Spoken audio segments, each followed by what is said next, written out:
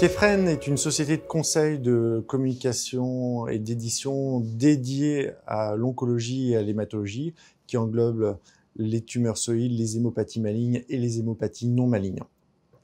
À ce titre, je l'ai créée il y a plus d'une dizaine d'années maintenant, et elle supporte aussi une société d'édition qui a en charge la publication de revues de sociétés savantes, dont le JOG, la revue de gériatrie, Tribune K Onco, Tribune K Hémato, Tribune K Radiothérapie, et notre dernier bébé, la revue francophone d'hémostase et thrombose, dont le rédacteur en chef est Yves Gruel, que je tiens à remercier très chaleureusement, ainsi que l'ensemble des comités scientifiques et éditoriaux pour l'ensemble de leurs contributions à faire de cette revue un vrai organe d'expression, de communication, de la diffusion des connaissances et du savoir dans notre environnement francophone.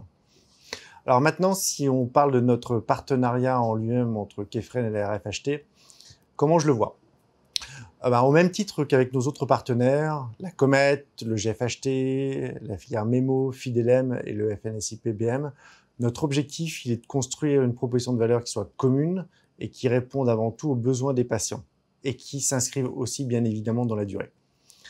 Aussi pour la RFHT, il s'agit d'une part de pouvoir valoriser des actions mises en place par la FH, par votre association, assurer une diffusion du contenu, mais aussi, à court et moyen terme, réfléchir à la co-construction de projets qui répondent aux attentes actuelles et futures des patients. Et donc, de votre côté, Nicolas, vous, qu'attendez-vous de notre partenariat entre la FH et Kephren ? Merci Dimitri pour la question, parce que c'est vrai que à l'Association française des hémophiles, on a un slogan, c'est aider la vie, porter la voix.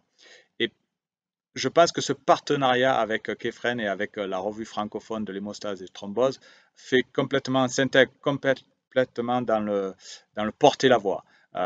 Et ça, c'est extrêmement important pour nous, en tout cas, d'avoir ce partenariat pour avoir une voix auprès des professionnels de santé, auprès de la communauté. Nous sommes une très petite population, 15 000 personnes, hein, donc c'est une maladie rare.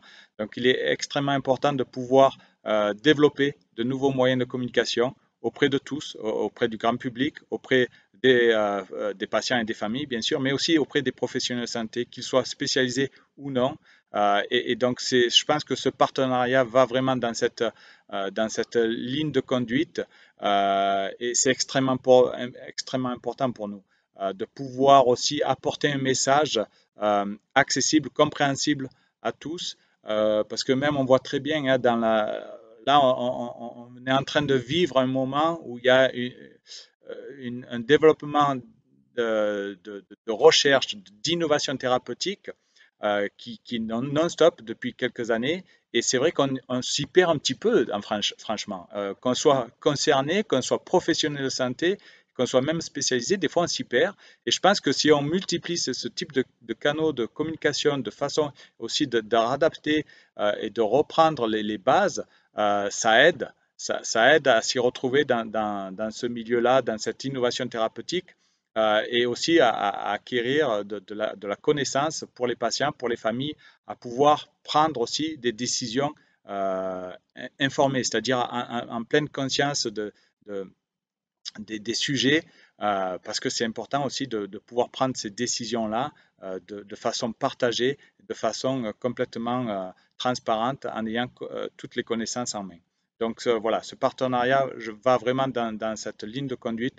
Et pour nous, c'est extrêmement important. Donc vraiment, merci pour cette proposition de partenariat.